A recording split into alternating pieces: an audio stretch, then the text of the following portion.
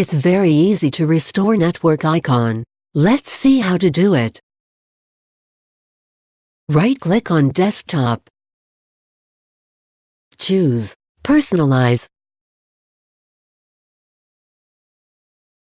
Click on Themes, presented left side of the window. Click on Desktop icon settings. Click on Network icon. Click on Restore Default. Click on Apply.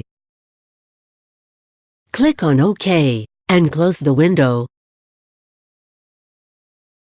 Now, network icon has restored.